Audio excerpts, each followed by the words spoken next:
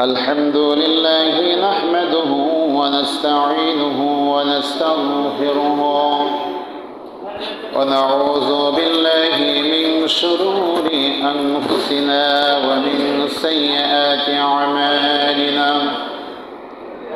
من يهد الله فلا مضل له ومن يضلله فلا هادي له ونشهد أن لا إله إلا الله وحده لا شريك له ونشهد أن سيدنا وسندنا وحبيبنا وحبيب طبيبنا ومولانا محمد أرسله بالحق بشيرا ونذيرا وداعيا إلى الله بإذنه وسراجا منيرا فقد قال الله تعالى في كلامه المجيد والفرقانه الحميد بلن أعوذ بالله من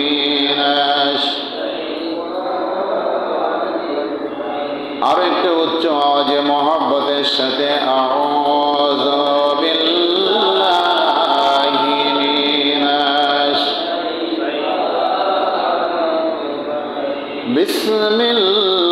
বিসমিল্লাহির রহমানির রহিম ইন্না আ'তাইনাকাল কাউসার ফাসাল্লি লিরাব্বিকা ওয়ানহার ইন্না শানিআকা হুয়াল আবতার সাদাকাল্লাহুল মাওলানাল আযীম قال رسول الله صلى الله عليه وسلم فريضة القرآن على كل مسلمين والمسلمات وقال تعالى إن الله وملائكته يصلون على النبي يا أيها الذين آمنوا صلوا عليه وسلموا تسليما اللهم صل على سيدنا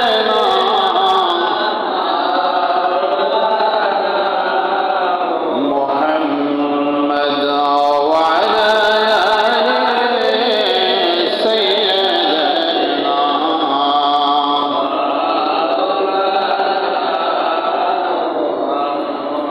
লক্ষ কোটি সালাম জানাই আমার নূর নবীর কদমে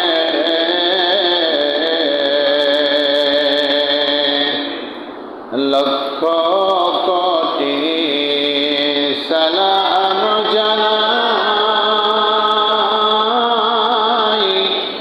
আমার জিন্দা নবীর কদমে যার খাতিরে নাজাত পাবো আর হাসরের ময়দানে আল্লাহুম্মা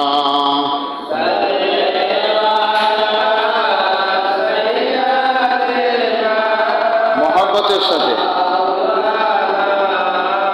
মুহাম্মদ ওয়া আলা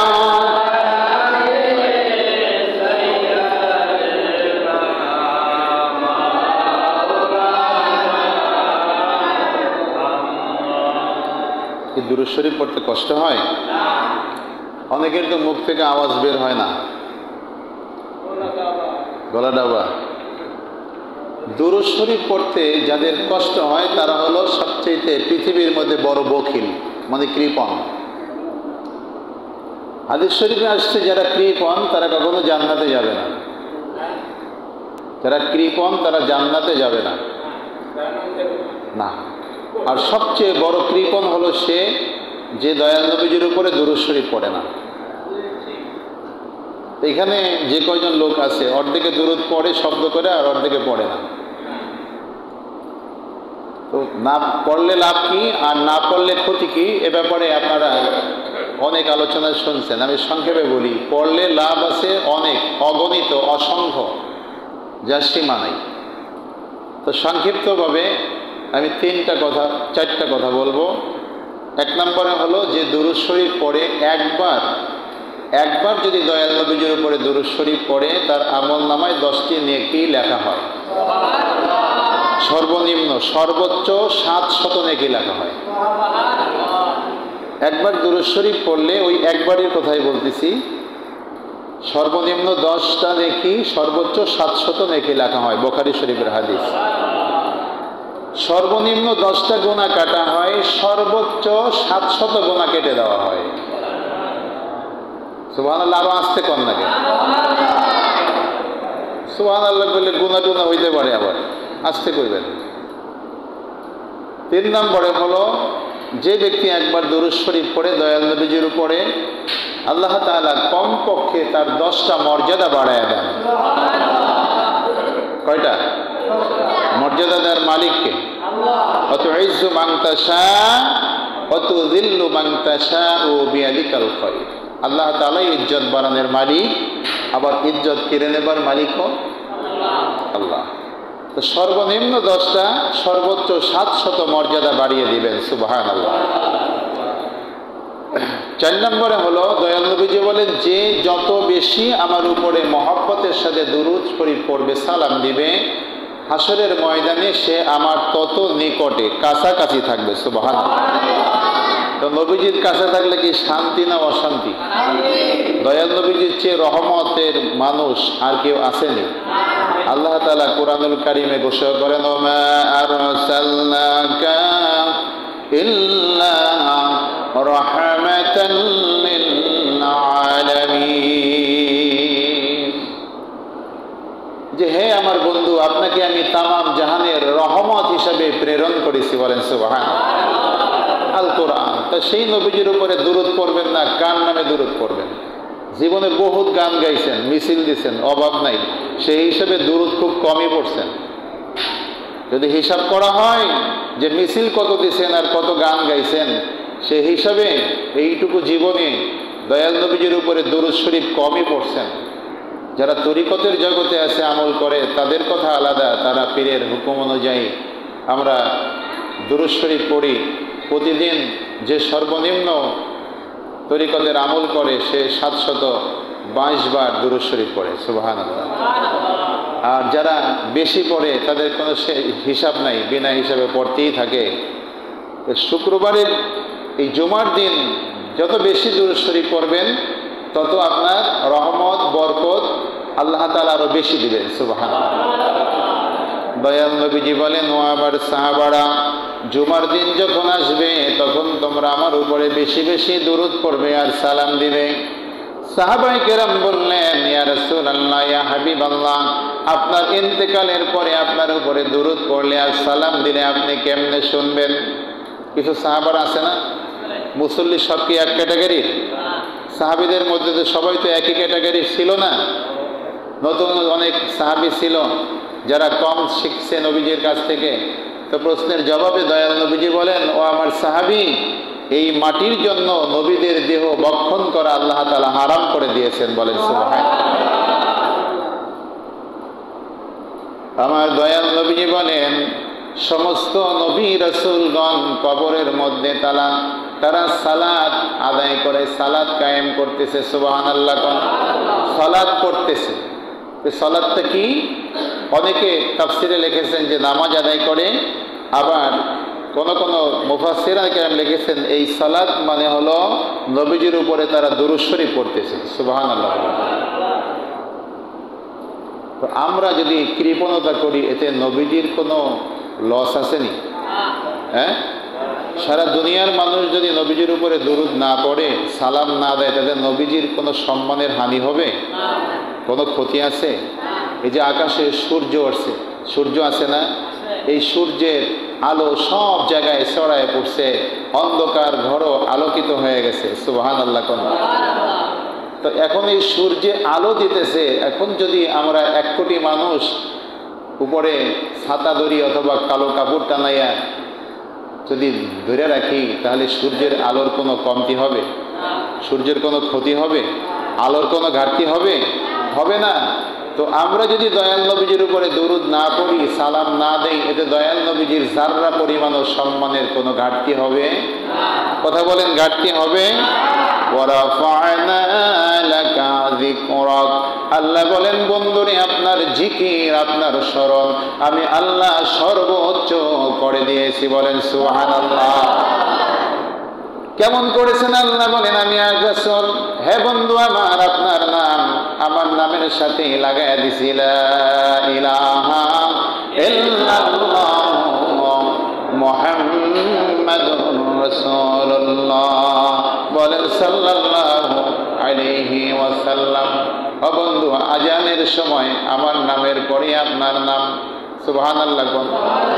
একামতের সময় আমার নামের পরে আপনার নাম বলতে হবে, তা না হলে একামত হবে না। নামাজের মধ্যে আপনাকে সালাম দিতে হবে, তা না হলে নামাজ হবে না। আমি আল্লাহ তাআলা আপনার জন্য এত সম্মান আমি আল্লাহ তাআলার ব্যবস্থা করেছি। আপনার নামে দুরূদ শরীফ না পড়লে কোনো মানুষের কোনো আমল আমি আল্লাহ তাআলা গ্রহণ করব না।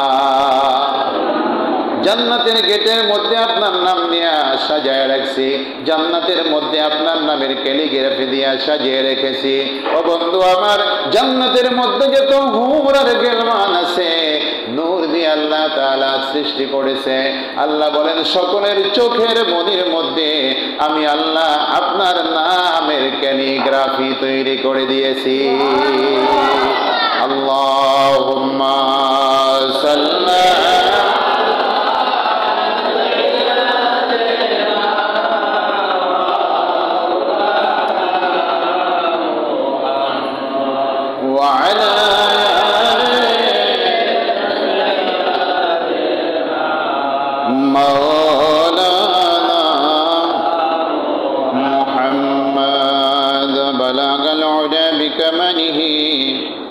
كشف الدجى بجماله حسنت جميع خصاله صلوا عليه وآله।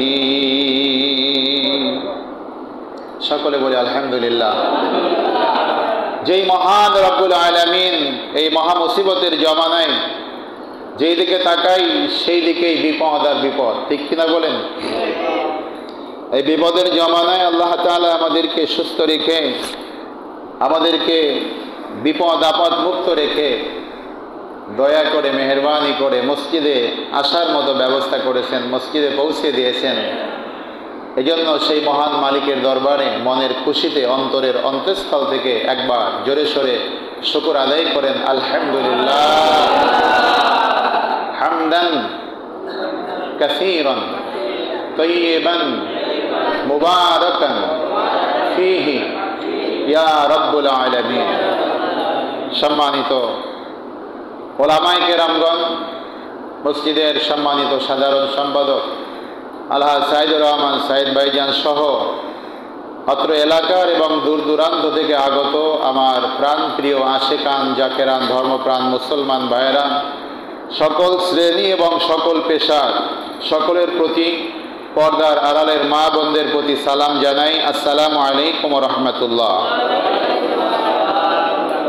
আসসালামু ক্বাবলাল কালাম। দয়াল নবীজি বলেন, আগে সালাম দাও, কথা বলার আগেই সালাম।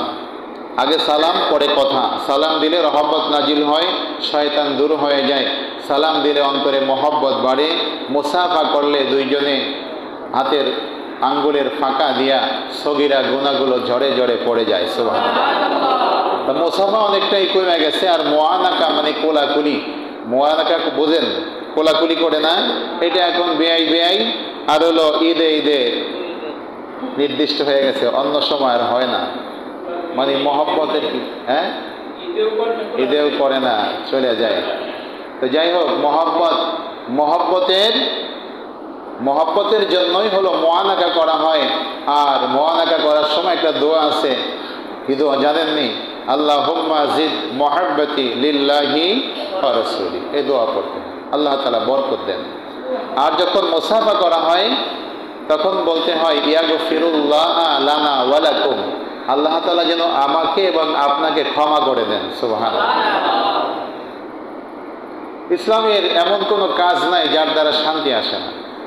যা কিছু আদেশ করা হয়েছে সব কিছুর মধ্যে আল্লাহ তাআলা রহমত আছে, বরকত আছে, শান্তি আছে।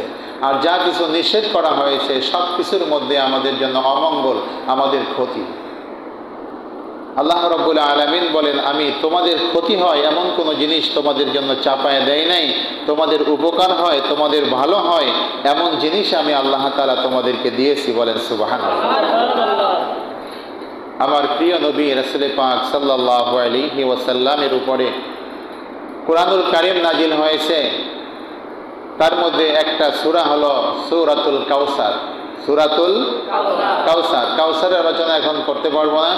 এখন আমি একটা বিষয় আলোচনা করতে চাই, আপনাদেরকে শোনাতে চাই, যদি আল্লাহ তাআলা আমার মুর্শিদ কেবলা জানের উসিলায় আমাকে তৌফিক দেন। আমার প্রিয় ভাইয়েরা, সেটা হলো আমাদের সামনে আসতেছে জিলহজ মাস, কোরবানির মাস, তাই না? কোরবানি মানে কি বলেন তো? কোরবানি মানে কি? ত্যাগ। এই তো, মাশাআল্লাহ, ত্যাগ। এই ত্যাগটা কিসের? আত্মার, আত্মত্যাগ, আর্থিক ত্যাগ। তার মানে হলো আমরা অন্য মানুষের জন্য ত্যাগ করব, যাতে করে আমরা ঈদের দিন সবাই মনের খুশিতে ঈদ উদযাপন করতে পারি। সুবহানাল্লাহ বলেন। আল্লাহ তাআলা কুরআনুল কারীমের বাকারার একদম প্রথম দিকেই বলেন, ওয়ামিম্মা রাযাকনাহুম, যে হে আমার বান্দারা বান্দিরা, ওয়ামিম্মা রাযাকনাহুম ইউনফিকুন, তোমাদের জন্য যা কিছু আমি আল্লাহ তাআলা রিজিক দান করেছি তা থেকে তোমরা আমার রাস্তায় খরচ করো। সুবহানাল্লাহ। তো কাউসারের আলোচনা আপনারা অনেক শুনেছেন। আল্লাহ রাব্বুল আলামিন কাউসারের পানি মালিকানা আমার রাসূল সাল্লাল্লাহু আলাইহি ওয়াসাল্লামকে দান করে দিয়েছেন। বলে সুবহানাল্লাহ। এটা কি কোনো মানুষে বলছে? দুনিয়ার কোনো মানুষ না, আল্লাহ তাআলা নিজেই বলেছেন। বিসমিল্লাহির রহমানির রহিম পড়েন, ইন্না আ'তাইনাকাল কাউসার। কোনো সন্দেহ নাই, মনের মধ্যে কোনো সন্দেহ রাখার কোনো অবকাশ নাই। হে আমার বন্ধু, আমার হাবিব, কাল কাউসার, আ'তাইনাকাল কাউসার, আমি কাউসারের মালিকানা বন্ধু আমি আপনাকে দিয়ে দিলাম। কাউসারের মালিকানা আমার রাসূল সাল্লাল্লাহু আলাইহি ওয়াসাল্লামকে আল্লাহ তাআলা দিয়ে দিলেন। তো এই কাউসারের মালিকানা নবীজি পাওয়ায় আপনারা খুশি না বেজার? খুশি, আলহামদুলিল্লাহ পড়েন। এই কাউসারের পানির গুরুত্ব কি? গুরুত্ব হলো, যে ব্যক্তি এক বাটি, এক পেয়ালা কাউসারের পানি পান করবে, হাসরের ময়দানে 50,000 বছরে, আর একটা হাদিস শরীফে আসছে, জান্নাতে যাওয়া পর্যন্ত তার পানির পিপাসা লাগবে না। আর একটু জোরে বলেন না সুবহানাল্লাহ, আলহামদুলিল্লাহ। সেই জান্নাতের মালিকানা আমার দয়ান নবীজিকে আল্লাহ তাআলা দিয়ে দিয়েছেন। সুবহানাল্লাহ। হাসরের ময়দানে যারা জান্নাতি হবে, নবীজির উম্মত হবে, তাদের জন্য এই জান্নাতে এই হাউজে কাউসারের পানি ওয়াজিব হয়ে যাবে। সুবহানাল্লাহ। শর্ত আছে দুইটা। কয়টা শর্ত? কথা বলেন না, কয়টা? দুইটা। ফাসাল্লি লিরাব্বিকা ওয়ানহার। একটা হলো ফাসাল্লি, নামাজ কায়েম করতে হবে। কি কায়েম করতে হবে? নামাজ কায়েম করতে হবে। লিরাব্বিকা ওয়ানহার, আর রবের জন্য কুরবানি করতে হবে। কি করতে হবে? কোরবানি করতে হবে। তাহলে শর্ত কয়টা? দুইটা। একটা হলো নামাজ, আর একটা হলো কোরবানি। আবার সূরা বাকারার মধ্যে 2 নম্বর পারার 2য় পৃষ্ঠা আছে যে তোমরা আস্তাঈনু বিস-সাবরি ওয়াস-সালাহ, তোমরা নামাজের মাধ্যমে এবং ধৈর্যের মাধ্যমে মহান রবের কাছে সাহায্য প্রার্থনা করো। সুবহানাল্লাহ। তো যারা নামাজ না পড়ে আর ধৈর্যহীন, যারা রাগী বেশি, তারা আল্লাহর রহমত থেকে বঞ্চিত থাকে। আমার দয়াল নবীজি বলেন, যার মধ্যে নামাজ নাই তার মধ্যে দিন নাই। যার মধ্যে নামাজ নাই তার মধ্যে কি নাই? দিন নাই। তাই আমার মুর্শিদ কেবলা যান নামাজ জামাতে পড়তেন এবং পড়ার জন্য তিনি আমাদেরকে তাকিদ দিয়েছেন। আলহামদুলিল্লাহ পড়েন। আবার অনেক পীর আছে যারা কয় নামাজ লাগে না, মনে মনে পড়লেই হয়। এটা নবীজির সুন্নাত তরিকা নয়, এটা হচ্ছে শয়তানের তরিকা। দয়াল নবীজি পবিত্র বাইতুল্লাহ কাবাগড়ে ইমামতি করে নামাজ আদায় করেছেন। মসজিদে নববীতে মদিনায় প্রথম তিনি যে মসজিদটা তৈরি করেছেন সেটা হচ্ছে মসজিদে কোবা। মসজিদে কোবা হলো মসজিদে নববী থেকে কাবার দিকে 7 কিলোমিটার দূর। সেখান থেকে হেঁটেও যাওয়া যায়, সোজা রাস্তা আছে। সেই মসজিদে কোবায় যদি কোনো মুসলমান 2 রাকাত নফল নামাজ পড়ে, আমার দয়াল নবী বলেন তার আমল নামায় একটি ওমরা হজের সওয়াব পাওয়া যাবে। যারা হজে গেছেন তারা মসজিদে কোবায় গেছেন, আল্লাহ তাআলা আমাকেও নিয়েছেন, আলহামদুলিল্লাহ সেখানে নামাজ আদায় করেছি, এতে কোনো সন্দেহ নাই। তারপরে মসজিদে নববী তৈরি করলেন। অসংখ্য মসজিদ আমার দয়াল নবীজির হাতে তৈরি হয়েছে। তাহলে যদি মনে মনে নামাজ পড়া লাগতো, মসজিদ তৈরি করার দরকার ছিল নি? হ্যাঁ, মনে মনে নামাজ পড়লে মসজিদের দরকার ছিল? তাহলে যারা বলে নামাজ লাগে না তারা কি সত্য বলে না মিথ্যা বলে? মিথ্যা বলে।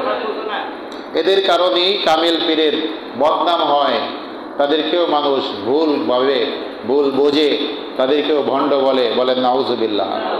আমার প্রিয় ভাইরা, এই কোরবানির কথা আলোচনা করতেছিলাম। সামনে জিলহজ মাসে আমাদের অন্যতম একটা আমল হলো কোরবানি। নামাজ তো আমরা পড়তেছি, ঠিক কিনা বলেন? এখন কোরবানির পালা। কোরবানি হলো যার কাছে জিলহজ মাসের 10 তারিখ থেকে 12 তারিখ 3 দিন, এই 3 দিনের মধ্যে নিজের খাওয়া পড়ার পরে যারা সাবালক, নিজের থাকা খাওয়ার পরে যার কাছে কোরবানি দেওয়ার মতো টাকা থাকবে, নিসাব পরিমাণ মাল আসবে। নিসাব পরিমাণ কত? 7.5 ভরি স্বর্ণ অথবা 52.5 ভরি রূপা। তো বর্তমানে 52.5 ভরি রূপার দাম হলো 52,500 টাকা। একটু মনে হয় বাড়ছে নাকি দাম, জানি না। বাড়ছে হয়তো 1100 বা 1200 টাকা ভরি হতে পারে, হয়তো 60,000 টাকা। যদি কারো কাছে 60,000 টাকা মজুদ থাকে, আপনার থাকা খাওয়ার পরে 60,000 টাকা থাকে, হয় আপনি কারোকে ধার দিচ্ছেন অথবা ব্যাংকে জমা আছে, তাহলে আপনার উপরে কোরবানি ওয়াজিব, কোরবানি দিতে হবে। দয়াল নবীজি বলেন, যার নিসাব পরিমাণ মাল আছে সে যদি কোরবানি না করে সেজন্য আমার ঈদগাহে আসে না। কোরবানি করা হলো ওয়াজিব। কোরবানি করা কি? জোরে বলেন না, কোরবানি করা কি ওয়াজিব। তো এই ওয়াজিব তরকের গুনাহ হবে। এই জন্য যারা ওয়াজিব তরক করে তাদেরকে দয়াল নবীজি কঠোর ভাষায় বলেছেন যে কোরবানির নিসাব পরিমাণ মাল হওয়ার পরেও যে কোরবানি করবে না, সেজন্য কোরবানির ঈদগাহে না আসে। নাউজুবিল্লাহ বলেন। তো যাদের কাছে এই পরিমাণ টাকা থাকবে তারা অবশ্যই কোরবানি দেবেন। একটা গরু বা গাভী অথবা উট অথবা মহিষ, এতে 1 থেকে 7 জন পর্যন্ত ভাগে কোরবানি করা যায়। 1 জনেও করা যায়, 2 জনেও করা যায়, 3 জনেও করা যায়, 4 জনেও করা যায়, 5 জনেও করা যায়, 6 জনেও করা যায়, সর্বোচ্চ 7 জনে করা যায়, এর বেশি করা যায় না। আবার অনেকে কোরবানির সাথে আকিকা দিতে চায়। কোরবানির সাথে আকিকাও একবার ধরে আকিকাও কোরবানির সাথে দেওয়া যায়। আমি সংক্ষেপে মাসলাগুলো বলছি। তো আপনারা যারা নিসাব পরিমাণ মাল যাদের আছে অবশ্যই কোরবানি করবেন। মনে রাখবেন, কোরবানি করলে এই টাকাটা আপনার জন্য যে খরচ হইতেছে, আল্লাহ তাআলা এর বিনিময়ে আপনাকে সওয়াব দিবেন এবং দুনিয়ায় এর 10 গুণ সম্পদ আল্লাহ তাআলা আপনাকে দিয়ে দিবেন। দয়াল নবীজি বলেন যে কোরবানির দিনে আল্লাহ তাআলার কাছে কোরবানির চেয়ে প্রিয় কোনো আমল আর নাই। তো সবচেয়ে প্রিয় আমল করার মতো যদি তৌফিক আমাদের থাকে, অবশ্যই আমরা কোরবানি করবো ইনশাআল্লাহ। আল্লাহ। এরপরে কোরবানির গরুর মাসলা মাসাইল আপনারা জানেন, শিং ভাঙা, লেজ কাটা, ঠ্যাং ভাঙা, তারপরে ওই কাটা চেরা, ল্যাংরা, লুলা, এ সমস্ত গরু খাসি বা মহিষ দিয়া কোরবানি হবে না, এটা মনে রাখবেন।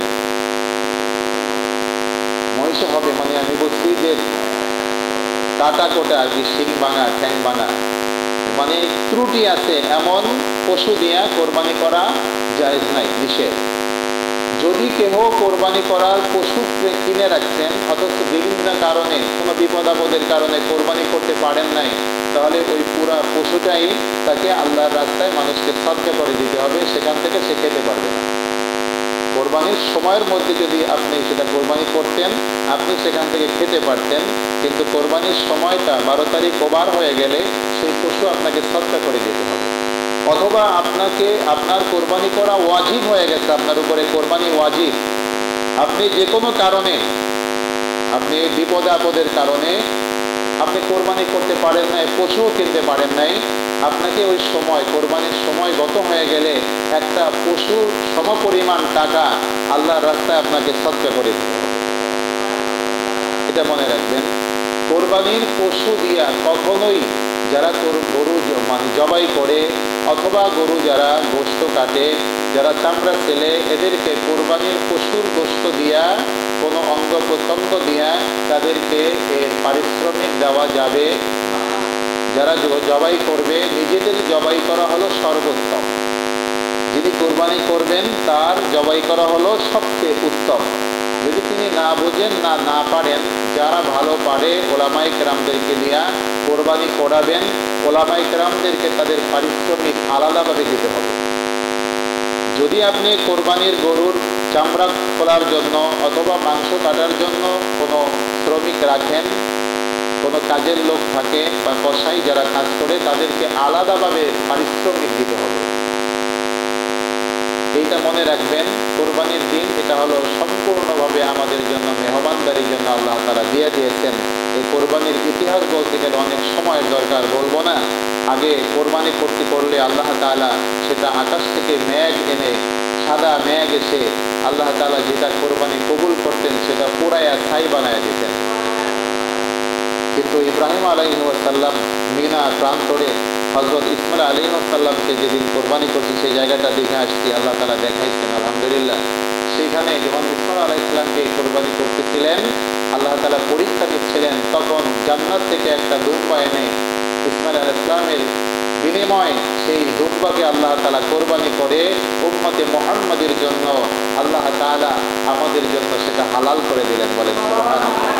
আল্লাহ তাআলার পক্ষ থেকে এই পশুটা আমাদের জন্য কি মেহমানদারির জন্য আল্লাহ তাআলা দিলেন। তো সেই মেহমানদারির টাকা মানে গোশত দিয়ে আপনি পারিশ্রমিক দিবেন, এটা আল্লাহ পছন্দ করেন। রাগ করছেন নাকি? এটাই হলো মাসালা। আপনি আলাদা কিছু টাকা রাখতে হবে যাতে আমরা যারা পরিশ্রম করবে তাদের পারিশ্রমিক দিতে পারি। তারপরে যারা পরিশ্রম করে তাদেরকে যদি আপনি গোশত দেন সেটা আল্লাহর রাস্তে দিতে পারেন, তাতে কোনো দোষ নাই। কিন্তু পারিশ্রমিক বাবদ কোনো কিছুই দেওয়া যাবে না, এটা আমরা অবশ্যই মনে রাখবো। মনে থাকবে ইনশাআল্লাহ। দুরূদ পড়েন, আল্লাহুম্মা সাল্লি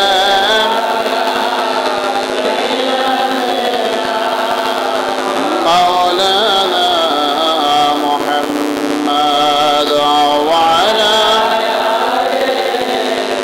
সাইয়্যিদিনা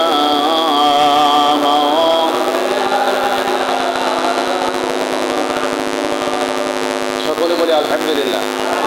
আর একটা মাসালা শোনেন, এটা নিয়ে অনেক সময় বিভ্রান্তি পড়তে হয়, অনেকেই ফোন করে বা জিজ্ঞাসা করে। সেটা হলো যে যারা মৃত ব্যক্তি, যাদের মা বাবা দাদা দাদি দুনিয়া থেকে চলে গেছে, কবরে চলে গেছে, তাদের নামে কোরবানি হবে কিনা? তাদের নামেও কোরবানি দেওয়া যাবে। মুহাম্মদ রাসূলুল্লাহ সাল্লাল্লাহু আলাইহি ওয়াসাল্লামের নামে অনেকেই কোরবানি করেন। আমি নিজেও আমার হাতে অনেক কোরবানি করছি। সেটা কিভাবে? আপনার কোরবানি আপনার উপরে ওয়াজিব, আপনারটা আগে আদায় করার পর আপনি তাদের নামেও কোরবানি দিতে পারবেন। যদি আপনার বাবা মা দাদা দাদি মারা যায়, তাদের নামেও কোরবানি করতে পারবেন। এবং গোশত বন্টনের নিয়ম একই, 3 ভাগ করে আপনি গরিবের 1 ভাগ, আত্মীয় স্বজনের 1 ভাগ, নিজেদের 1 ভাগ, অথবা কম বেশি করে দেওয়া যাবে, এতে কোনো দোষ নাই। মৃত ব্যক্তি নামেও কোরবানি করা যাবে, আগে নিজের নামে করার পর। আরেকটা মাসালা হলো, মনে করেন আমার অনেক টাকা পয়সা হয়ে গেছে, অনেক টাকা পয়সা, আমি প্রতি বছরই কোরবানি দিই। এবছর চিন্তা করলাম আমার স্ত্রীর নামে দিয়ে দেয়, আমার নামে আর দেবো না। এটা হবে না। যেহেতু আপনার উপরে কোরবানি ওয়াজিব, আপনার নামে আগে দিতে হবে, তারপরে যদি আপনি দিতে পারেন আপনার স্ত্রীর নামে দেন, আপনার সন্তানের নামে দেন, আপনার মৃত বাবা মার নামে দেন, এতে কোনো দোষ নাই। কিন্তু যার উপরে ওয়াজিব হবে তার নামে আগে দিতে হবে, তার নাম বাদ দিয়া অন্যের নামে দেওয়া যাবে না। আগে নিজের নামে দিয়া তারপরে অন্যকে শরীক করা যাবে। মনে থাকবে, এইটা নিয়ে যেন কেউ বিভ্রান্তিতে না পড়েন। 2 নম্বরে হলো কোরবানির পশুর চামড়া। এই চামড়াটা আপনারা হালাল জায়গায় দিন, যেখানে দিলে আল্লাহ রাসূলের মহব্বত যাদের অন্তরে আছে, যারা রাসূল সাল্লাল্লাহু আলাইহি ওয়াসাল্লামকে ভালোবাসে, আল্লাহ তাআলার হুকুম মতো চলে, এই সমস্ত মাদ্রাসাগুলোতে দিবেন। যে সমস্ত জায়গায় নবীজির বিদ্বেষ শিখায়, নবীজির সাথে চরম বিরোধিতা শিখায়, নবীজির সম্মান যারা ছোট করে দেখে, এই সব জায়গায় যদি দেন তাহলে ওই গুনাহের কাজে আপনিও শরীক থাকেন। আল্লাহ রাব্বুল আলামিন বলেন, তোমরা ভালো কাজে একজন আরেকজনকে সহযোগিতা করো, আর গুনাহের কাজে একজন আরেকজনকে সহযোগিতা করবে না। এদিকে অবশ্যই লক্ষ্য রাখবেন।